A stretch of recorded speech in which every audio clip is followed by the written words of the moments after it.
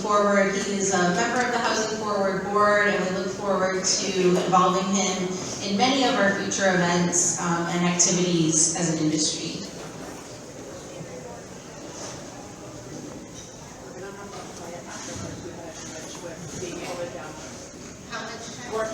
We're going to play it after Theo's done talking and between the Q&A.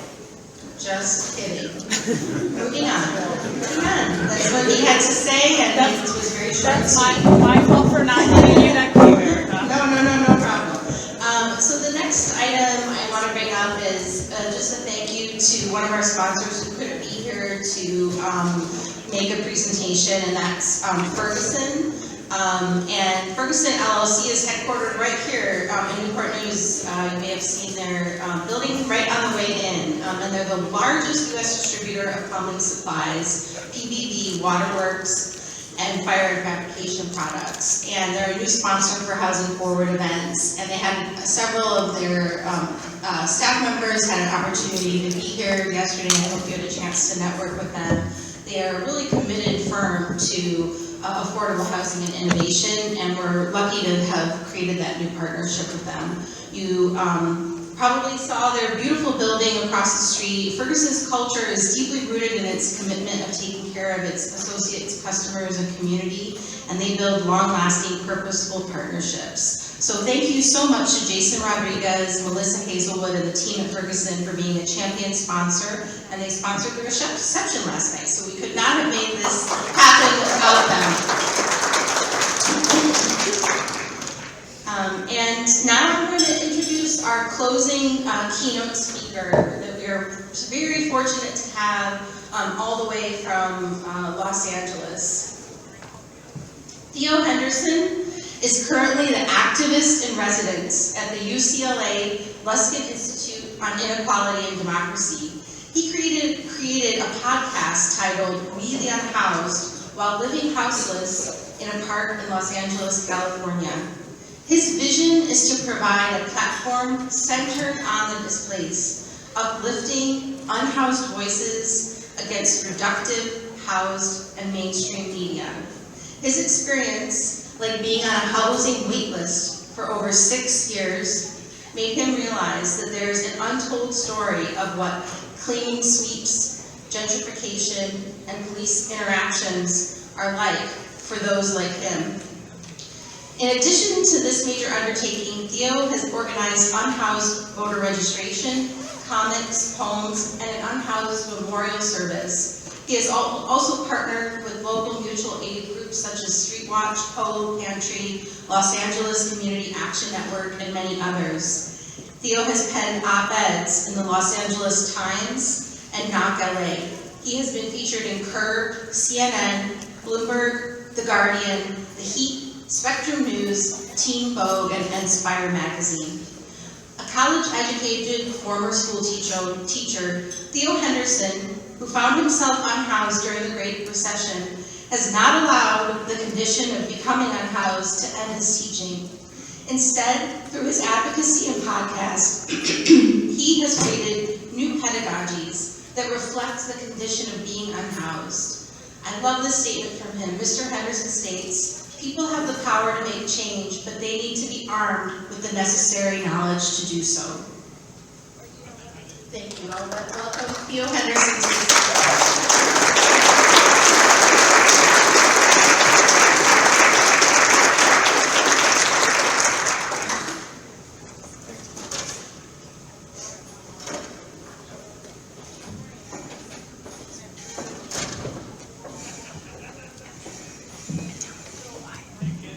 Good afternoon, everyone. Every time I hear it and I'm introduced, I always wonder, who the heck are they talking about? I said, man, that's a heavy pedigree. But before I really begin to have a conversation with you, which my aim, I must have an ulterior motive, is I want to basically be the cheerleaders for many of you guys and what you're doing. But I want to thank a lot of why I'm here. And it's because of the people that listened to what I've stated and wanted to basically bring you here to talk to you. But before I begin, I couldn't have done this alone. I want to give a good shout out applause for Martina, Flora,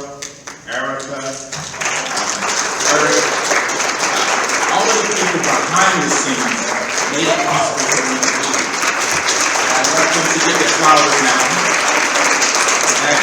And I was so touched when they reached out to me during the coastal pandemic, and I was going around going different places, and they wanted me. I was like, "Are you sure you want me?" Are you sure? You know, I was a bit shocked, and I wanted to make sure that they understood what I was about. They definitely know who I'm about. Also, Jillian, I forgot. If I forget any of you, it's charged to my heart, not my head. Or should I should say, charged to my head, not my heart. So, as I was going through this, the speaking regimen, because as you know, the pandemic has put down and made it a little bit different to go to other places. But when I spoke at Columbia University and talked to them, it made me realize that the people that were showing up to these places, they are the choir, if you respect, and I believe that we need at some time a jolt of energy and a boast of cheerleading to make sure understand why we're doing this. But I started off with a poem when I noticed that there was some casualties in the war on the poor. And when I started doing the Unhoused memorials, it was not done to the extent that I had did it, because we have the Homeless Remembrance on December 21st every year. And honestly, during the Christmas holidays, not many people are thinking about the unhoused at that time. They're thinking about other obligations and other realities. So when I started to do this poem, Martin, if you can bring up the poem, this poem, it happened during the holidays, but also I noticed the reaction of people walking by this unhoused person that had passed away. They had walked, they took pictures, and this is LA. And LA, as you probably know, is very, very chic, very media-orientated, fashion-orientated. So the idea of someone passing away that was displaced and they didn't know their name was commonplace. It was a very reality that we basically just ignore the seriousness of the situation. And LA is so inside of themselves about the next movie trailer or the next music thing, which is a little bit different here in Virginia, I should be sure, but it's a little bit faster paced in that respect, that it prompted me to write a poem that was called Can You See Me? And Can You See Me was, no one knew this person's name, and I saw this gentleman the night before he died, and I was such a hurry myself, and the very next day, the sheep was over him, they picked him up, I asked people who the guy was, nobody knew who he was. It prompted me to write a poem, it prompted me to make a memorial at the spot that he passed away, to memorialize and remind us that no matter how much of our pace is so frenetic and so fast-paced, that we must mourn the people that have passed away in our presence that we choose to ignore. You know, John Donne says, no man is an island entirely of himself. You know, never ask for whom the bell tolls, it tolls for thee. Those stories was told years ago, but it's more resonant and proves that it's more cogent in this days and time. So when I created the Unhoused Memorial, it was such a thing that people from all over the city, then all over the world, started to ask questions. Why would you create this? What was the point of this? And why do we need this to be made dramatized? I point out to you that we have lost something in this world. We are under a darker, unfortunate threat that is very attacking our humanity. I'm giving a moment of pause for the people that have lost the children that lost their lives recently by a senseless act of violence. But it also takes the indifference that when people walk past the unhoused, that is also equally violent and equally unbelievable and sad, and we need to really realize that. So when I created that poem, and it reminded me of my inspiration of Paul Laurence Dunbar when he says, a crust of bread, a corner to sleep in, a minute to smile, and an hour to weep in. So this is the hour that when I want to talk today, I want to be able to let you understand just the idea of why we are in red alert conditions. And I want to exhort and implore you, every one of us in here, to continue through this tide of indifference, the cities, because LA has making it a point to any idea that I've noticed, like the pallet shelters, they always try to use it in a manner to criminalize or make sure that the person that's looking for refuge to feel like they've done something wrong. And in this presentation that I present to you today, that I would like you to take a look at how the simplest things, the light that you guys emanate, and how the society is trying to dim that light. So if you don't mind, Martina, could you show up? As you can see, that's me. I created that. And I have Unhoused on Patreon is where most of my videos, comments, and poems are. If you can go to the next one. There it is there. I'm on other social platforms. I interview Unhoused in Los Angeles and outside of Los Angeles as well. So just to be clear. And I have looking for funding to go abroad because there's a housing crisis and unhoused people are reaching out to me as well. So the next one there. I want you to take a quick look at the situation there.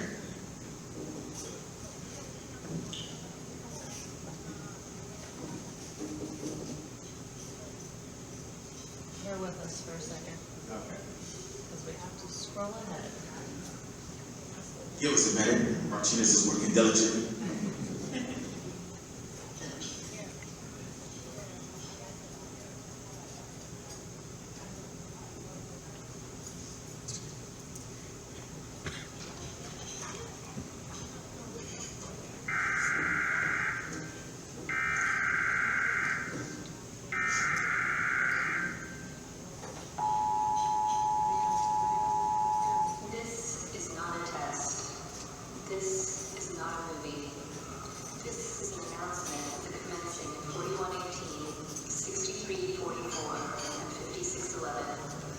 Violence against the unhoused, physical and by proxy, has been sanctioned by the City of Los Angeles.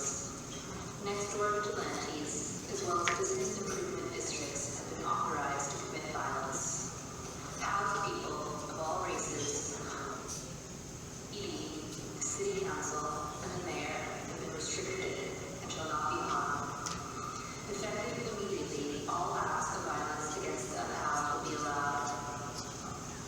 This includes hits and runs, murders, serial killing, and arson. Police officers who look the other way provide you the authorized excuse for blowing off steam. Videos of aforementioned violence are also sanctioned. If you're questioned by your acts of violence, blame the unhoused community and we will prosecute them to the fullest extent of the law. We will kill them. May our capitalist and white supremacist founding leaders reign again. God bless each and every one of you.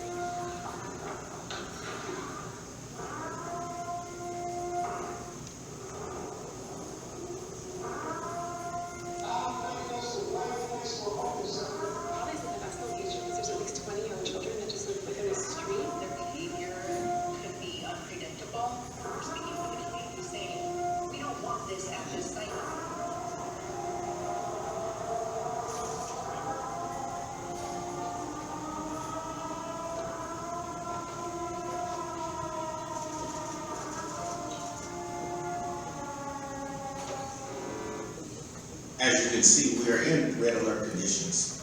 Recently, there is a controversy that's going on in Los Angeles that you may not know. That 3 firefighters in firefighter regalia reached out and attacked and beat an unhoused black person, and people ran to the defense of supporting that. We, as a community, must fight against this. So when we create these organisms that we have to push against the hate, I want this to fortify you to understand really what we're having here. In Tennessee, it's now a felony to be displaced and you can go to jail. And the reality we talk about in many respects is, oh my God, well, you know, that was long ago, the Holocaust kind of conditions. the internment camps or the things of that nature. But in Los Angeles, they are talking about putting unhoused people out in the desert, throwing some water at them and forgetting them. I understand each place has their own way of dealing with the unhoused, but I come to you and it fortified me because of the growing darkness that has grown in our city to really push against this. There are city politicians during the election season there that are pushing houselessness, and they're trying to outdo each other and how cruel we are. When I first saw the housing tiny homes considered to the city's solution in Los Angeles, tiny sheds, it's what most of the activists want. And unhoused people want a house that is treated with dignity. What our cities sometimes do is they pervert what we want and create it into the carceral situation because the antipathy and the energy that is surrounding houselessness is such as what you see. I hope this charges us and shocks us into realizing just what the opposing team has worked to do. It doesn't take the massacre of children to get us off our doldrums and to say, hey, we are also doing an equally heinous act when we allow our city officials in full regalia, dragging an unhoused black man, beating him on camera, and our own society is applauding them being attacked. George Floyd was one of the watershed moments in Los Angeles around the world about the challenges that was going on with police brutality. But George Floyd wasn't new. And he wasn't the first person that cops did that to. The first person was an unhoused black man, and his name was Muhammad Abdul Mujahideen. And the police officers are running free. And our society has fallen into a lull that we look at the reality of the tales of two cities. And as such, we have allowed the city to come to the point of a literal purge. And purge is not a movie, as you can see. This is really happening in real time. Can you show the next slide, please? In response to this red alert conditions, I created a We Unhoused podcast, but I also created a We Unhoused Times, primarily because of the watershed moment of news media, citizens on vigilante apps that are like you see that go out and target unhoused people, setting them on fire in Los Angeles, to warn unhoused people of the realities that are going on. We're having open, honest conversations about substance usage, how to have safe injection sites to try to find them, to have open, honest conversations about mental health challenges, and the housed expectation that with people that dealing with mental health challenges to act normal, and the difficulty that is. I'm quoting a friend of mine, Alma, who said it frustrates her to think that housed people expect me to act normal when I'm out on the street and I suffer from an illness. How am I going to act normal if I don't have the tools to be able to act normal? I can't act normal. That's why I have mental illness. It's kind of indicative of our society that when we don't understand that and don't communicate that well among ourselves because of shame. One of the things, as well as you can see, I created a memorial for unhoused people because how many of us in here know in the newspaper that we create memorials, obituaries for unhoused people? No. Yes, very good. Well, how many people at the end of the year that they see celebrity passings and they never see unhoused passings in the same respect? So to that end, that we have to dial in or reprogram ourselves from that dehumanizing aspect because you're on the street, you don't get the same accolades or the same rights as housed people who maybe did a tearjerker movie or did a three-point jump or a shot or basically won a race, whereas unhoused people are on a war that they are fighting among the city antipathy, police sanctioned violence, and the challenges of whether the winds and rains of heaven. So Shorty and Sonny, I want to talk a little bit about them because they recently passed away. Sonny and Shorty were friends. And the thing with it is that what struck me when I did a mutual aid project every Saturday with K-Town Action and Solidarity, we knew them for over a year. Sonny had challenges for dealing with the law enforcement and the challenges of the shame because he was an Asian man that as well is disowned by his family, but he comes from a well-to-do family. They disowned him. So he had to live his life into the mercy of the streets. Shorty was an African American short man that had challenges with mental health issues, and he was a substance user to deal with the challenges on the street as well as coping with his illness. But somehow they struck up a friendship.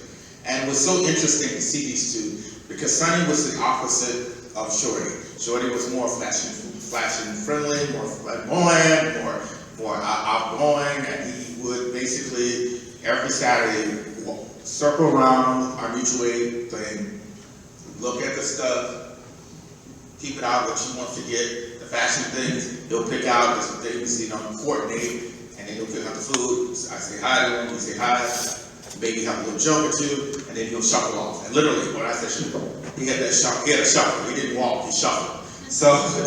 So with Sonny, it was a little bit different. Sonny would come by, he'll be sit there and watch, and that's one of the things about Sonny. He watched, and he was almost like granted, like you didn't know he was paying attention. You might thought he was asleep, but he knew everything was going on. So he would come by, get his stuff, and the most unlikeliness of friends, they were very close friends. They shared their sandwiches, and talk, and no one really knew what they were talking about. I'm like, man, this is a real example of opposites, connecting. So when they had fallen out with each other, and which friends do, it was weird because Sonny said, Shorty hurt my feelings, and we don't know what happened. But when we tried it, so what happened? Shorty wouldn't talk about it. He's like, he made me mad. And I was okay. So the week before they got, both of them passed away on the same day from the bad batch of fentanyl.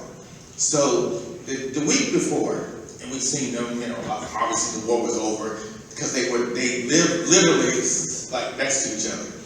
And when they were mad at each other, you would think most people that get pissed off at each other, they go and live as far as far. No, this is what they did. So Sonny would sit this way. Shorty would sit this way, and they would look at each other. So, and we were like, okay, trying to broker some kind of peace, and they did when you look at each other.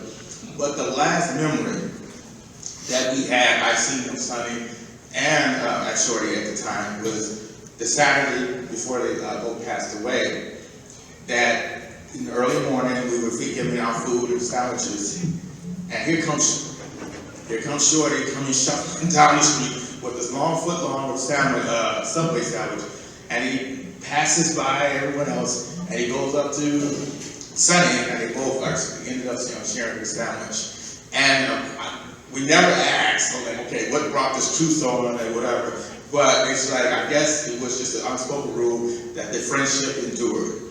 And so it became shocking and sad that when the first person we found that passed away was Shorty. Shorty was unresponsive out in the street, and heroic efforts which made to make sure that he survived, and he was unfortunate.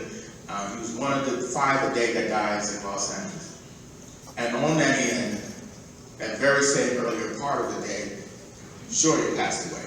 And we like to believe that Sonny found out, and he was affected by his friend, their close friends, passing away, and to not have a family or connected, because we all have arguments with families, we all have misunderstandings. But the last thing is, in that harsh world, that they both took to their friendship to the next realm, instead of just living alone or living apart, even though they fell out. They literally were not apart. They were basically turned their backs from each other until that. And I wanted to recognize when the families came to collect their personal effects and to let them know, because they were estranged from their families, to talk about them, to humanize, to understand that I didn't know that Shorty was a professional dancer before he became unhoused. Sonny came from a wealthy family, but they had interpersonal conflicts, and he had dreams. He was a bodybuilder at one point, and he loved his children, but his children did not know the challenges because he hid his houselessness from them. And these stories do not become part of the lexicon or become the natural conversations in our society. because we silo them, because they're displays, that we don't continue to humanize them. In order to criminalize a human being, we must dehumanize them. And what I've been trying to do is to create this empathy spark in other people that may have thought that they were just washed out because of life's harshness or the challenges of mental health or health issues or whatever you have, to reignite that spark with we in-house kind. Can you do the next slide, please? We have an epidemic, and one of the parts of it is, if you can see in this newspaper, that we in-house Times are talking openly about substance usage among unhoused people, because they want housed people to understand it's not an unhoused problem. We have an opioid crisis of housed and unhoused people, and it's long past time that we acknowledge it. No one here should not know how to save a housed person's life with Narcan. It is unacceptable. We are in a crisis. It should not be relegated to unhoused community members knowing how to save their members. If you know CPR, if you understood what CPR is required to save someone's life, then most often not. We need to understand, we need to shift our thinking and start to save each other's lives, because I guarantee you, there's a friend of yours that are using, there's a family member that's using, and you may walk in and they are having an arrest or having an overdose. And because maybe our belief systems that are all in place about substance usage, we may have caused pressure moment to stop and save their lives. And it's important. We are in red alert conditions. A lot of the old ideas, whether it's from religious or what's legal or whatever, we must disabuse of them to understand that this is an issue of late-stage capitalism, but most importantly, it's a late stage of indifference of humanity. We can put any other system in place, but when we have divorced ourselves from the humanity of a population that is out here, which is over 34% of unhoused people that are people of color, Black, and as well, we are in a condition that we are on a road to nowhere, or as I like to say, we're on a roller coaster down where there is no safety brake. We are going to be falling into the abyss. So when this is the fentanyl day, fentanyl awareness day, learning how to do fentanyl strip testing, because fentanyl is a legal drug. But people are infusing fentanyl and other mainstream drugs to cause overdoses. So it is not someone that always have to have substance usage. You may have gone through, like I had, extensive surgery and may need fentanyl, and you just innocuously use it and you go into an overdose. I want us to consider the reality is that we could save precious moments of our loved ones by understanding what this is and how to save their lives, and how to enact when we're calling medical personnel and stop saying they're overdosing or having a mental health crisis, because that triggers another violent response. We can say the person that's not responsive. We don't know what's going on. We need a medical personnel out here instead of saying that they're overdosing. Instead of saying that someone's saying that they're having a mental health crisis, we can say a person seems to be reacting differently and they need some help. We need a medical personnel to help, because we don't know. Because not everything is on the negative side of when we're dealing with mental health. Sometimes it's a reaction of drugs, sometimes it can be sleep exhaustion, and putting those conversations out there among our house community, it needs to be able to, in order to effectively help instead of criminalizing, because sometimes our society is doing it. Can we get to that slide? Yes. I want to play this so you can see this how the situation is in LA.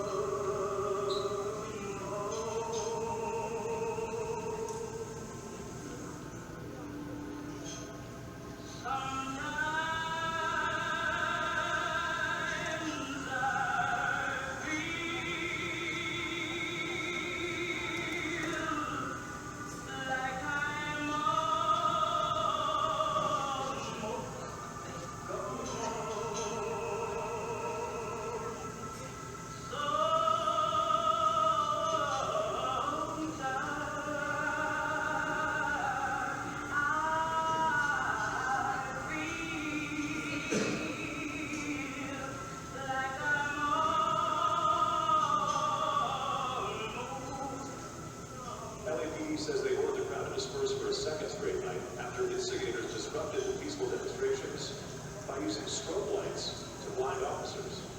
Those are not instigators, those are police.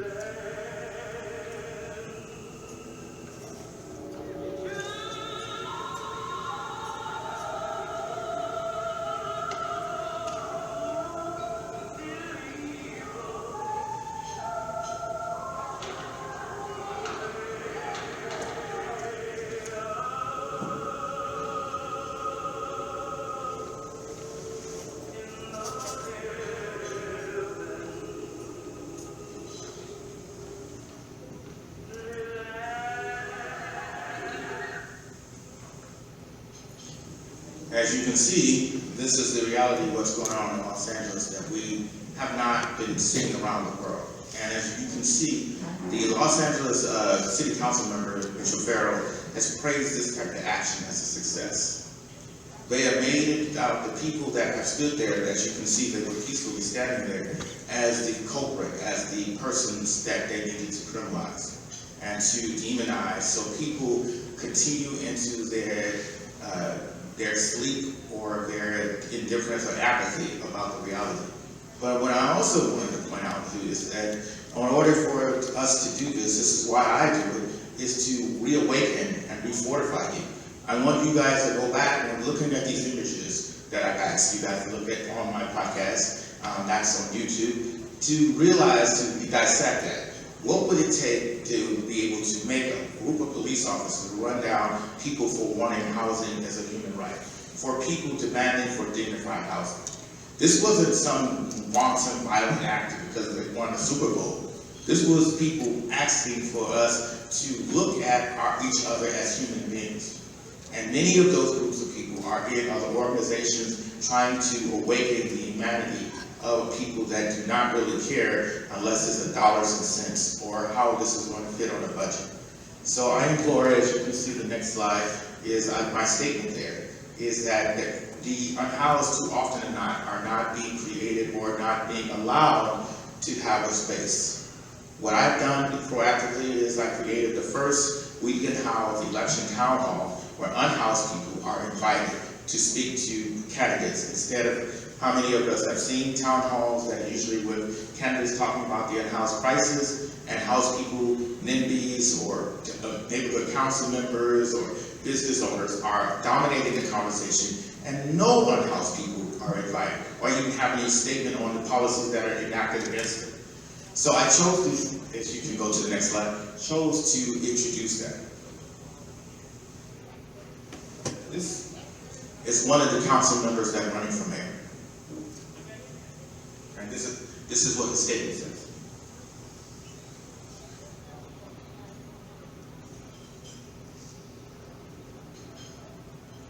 If you don't take down your tent, then you have to go through an AA program. When they do the cancer, they cut it out of me, and I can't have open stores. Then you have to go to the drug treatment world. It's easier to eradicate us than it is to get I'm sorry. And we're not. No. If you don't take down your tent, you're going to go to jail. One of the staff members said that they are working on permanent housing. That's 2 years. Do you think you can hold out with your answer 2 years? No, I guess I don't listen to that because I'm going to back. When there's a threat that your freedom will be taken away, well, some people want to choose to not. You have to get a cancer. Why is it that you can't get a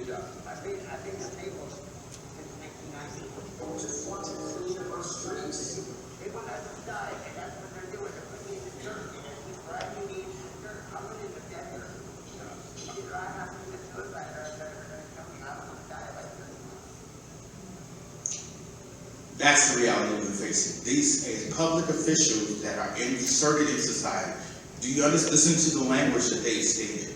Listen how easy people can drink in and thinking that people don't want housing, people don't want solutions. And unfortunately, we have a society that drinks into this. Of course, I've seen some questions today talking about the NIMBY element.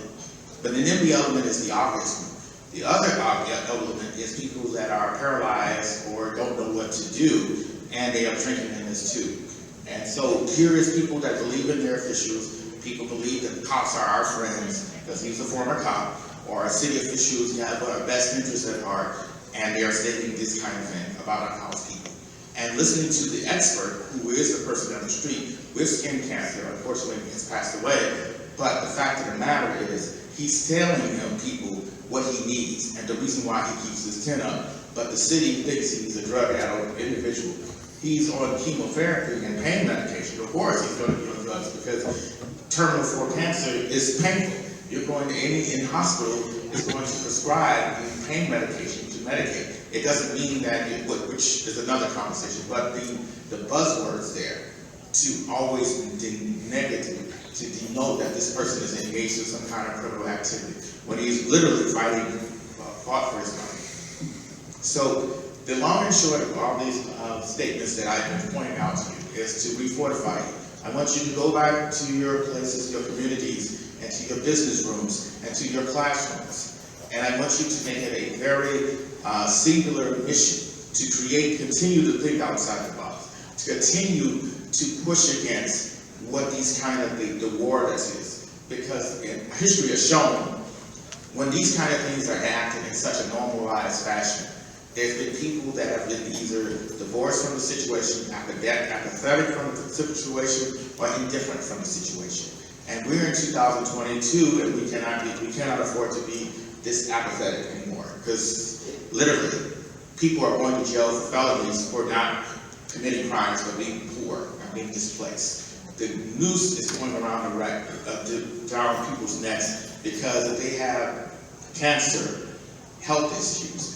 The elderly population in LA is the oldest unhoused person that people keep saying that a child is 90 years old with advanced dementia. These stories are being led because we are not being active enough to making sure that we're going to stand against this darkness. I saw recently about a gentleman, I don't remember his name, a guy that took it upon his hands to save Jewish children during the Holocaust. He seen a situation. He risked his life and limb to create passports and create foster families in order to stand against the darkness.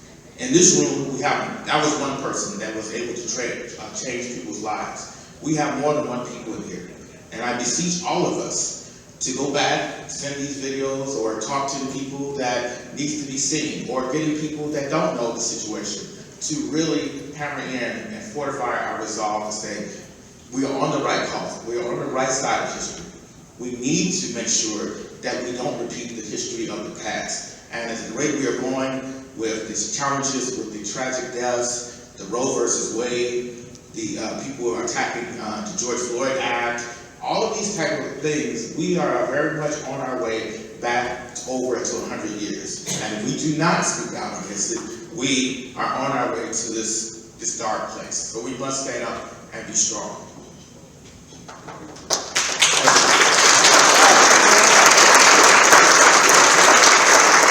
Keep the faith, be strong, and be kind to one another. That would be my message for all of us. And I thank you all for meeting in the light of understanding.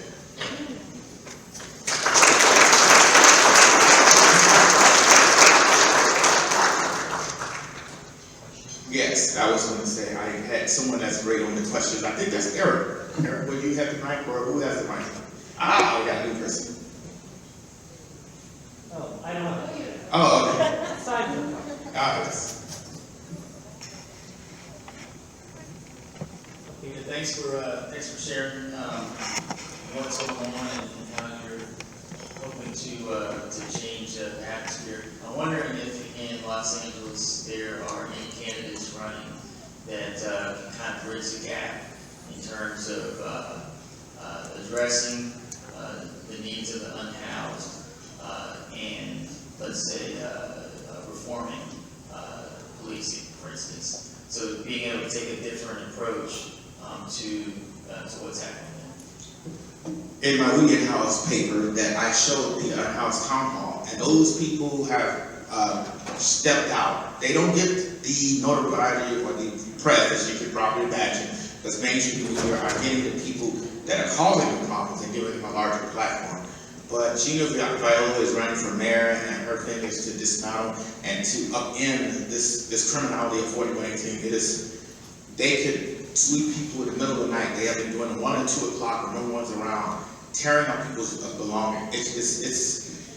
When I come to other places and I'm so struck, like, man, this is not like a literal war zone out here. People's got trees out here, they got people kind, they're smiling, and it's like, then I go back and I'm like, oh my God, I gotta put on Kevlar, gotta put on all type of things. But yes, we do have, if you can check out my newspaper, we have different people that are really trying to fight and let people know this is going on, really, in a bad way. But thank you for your question. Yes, ma'am. Hi, Theo. Thank you so much for sharing this information. Sarah, right? Yes. Today is Sarah's birthday, so let's give her a big clap. Thank you. That wasn't my question. Had to give you a shout out. No, I appreciate it. So I think that some of the folks, I'm not saying the folks in this room, but some folks, when presented with this footage, may be tempted to think, ooh, this is terrible, but that's a California thing. Or like, that's happening on the West Coast. That's not really happening here. And I really appreciated your word, beseech, when you're beseeching all of us to kind of wake up to the reality that this can be happening literally any place in America. My question is that, so I work with homeless providers, and sometimes it seems like there may be a disconnect between what the needs of folks who are unhoused, or even like the wants or desires are, compared with what sorts of shelter provision or programs we're able to offer. What would you say would be a more germane way to like involve folks with lived experience in a way, like whether they're currently houseless or ever have been? Like what would you say that we could be doing better on that front? I can tell you a cost-effective way. What I've been doing at UCLA is I've been doing what is called teach-ins, and it's free. Basically, I have invited professors, business area owners and around, because there's a lot of investors and things that donate to UCLA, and have what's called a teach-in. And I would go to different places and have an episode that plays or have played, and I would take snippets and offer some hard conversations where, because as you know, in LA, it's a little more intense. And I'm not saying it's not intense here. Please don't say, I don't know, but I got a fair amount of, you're beating the hell out of a house person with your fire brigade on and people supporting, it may be a little more intense there, you know. So I implore all of you to go to YouTube, take out a video like that, show them literally what's going on, point out to them, like, let's have a talk about how we can start to uplift unhoused voices. Let's get their experiences. Why do they keep not accepting shelter if the rules are so carceral? Maybe that's the solution. Why do we not meet them where they are? When we're creating these houses, I was listening to one of the presenters today talking about trauma-informed approach. We need to have that conversation. We need to have, unfortunately in Los Angeles, when someone has an episode, they get thrown out. When someone like Rosa, who is almost 80 years old, she has dementia, she forgets her house keys, she gets thrown out. When she has a pet, and she gets thrown out and have her stuff on the street. So we need to have understanding, just as the health issues that goes on in house communities, that we will be lovingly taking care of our parents that have dementia, cancer, lupus, or heart issues. Why is it we drain that empathy factor when we have people dealing with that stuff on the street? So that's the beginning, I think. Thank you, and happy birthday.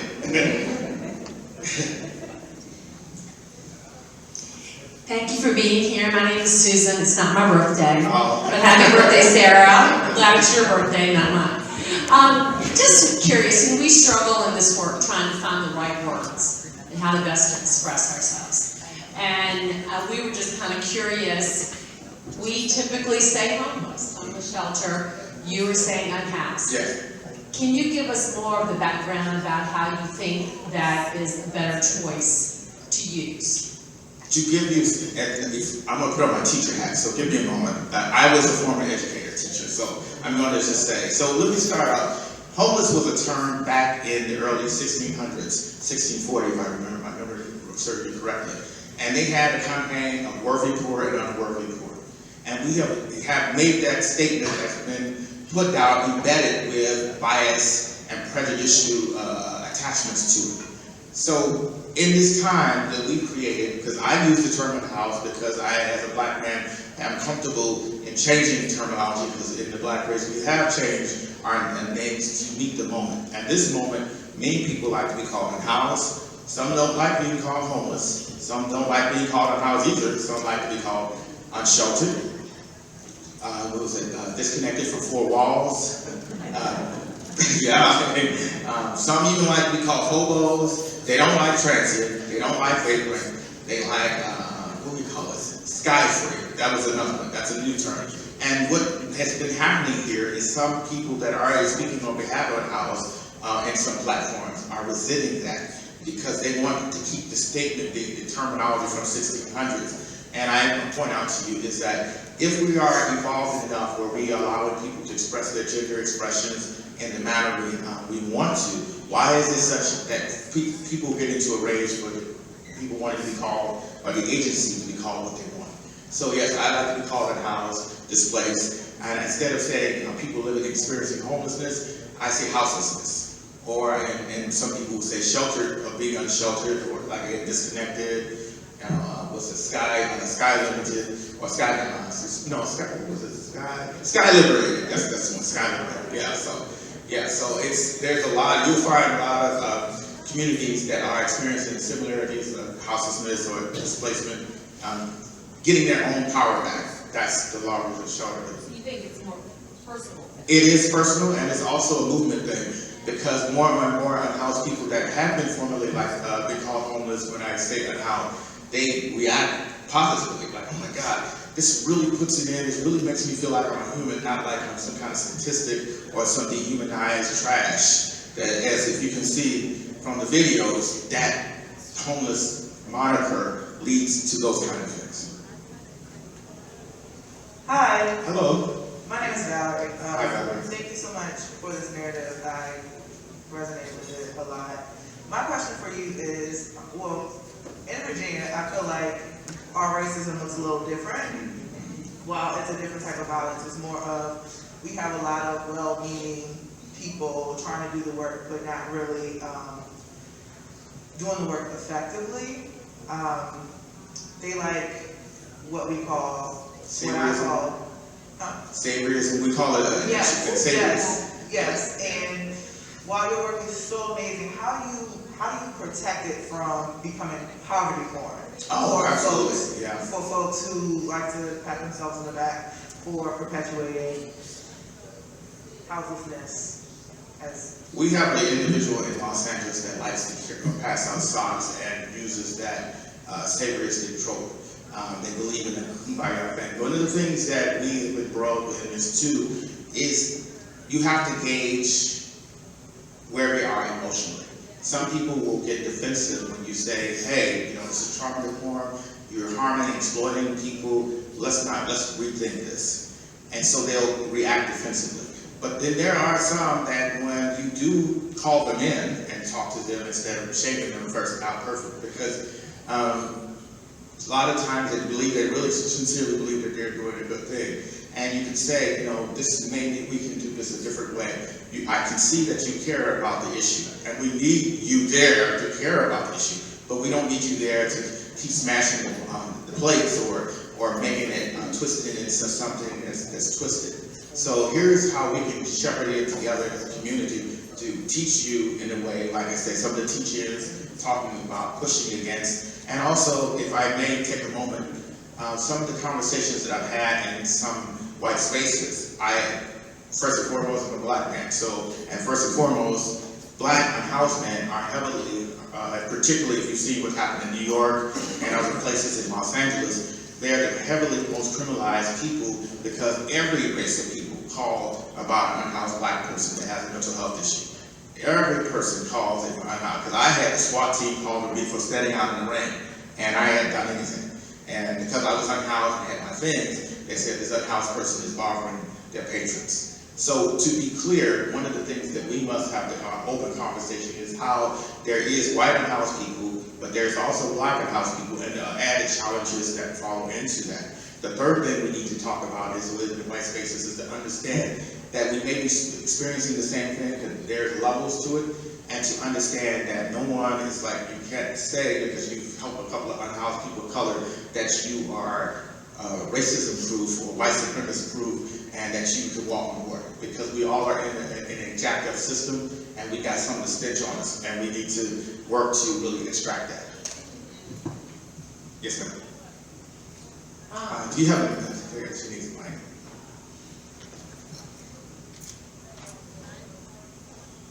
Yes, I just wanted to say thank you so much, even for your video. Like, I was over here in tears because in April I was celebrating my own birthday.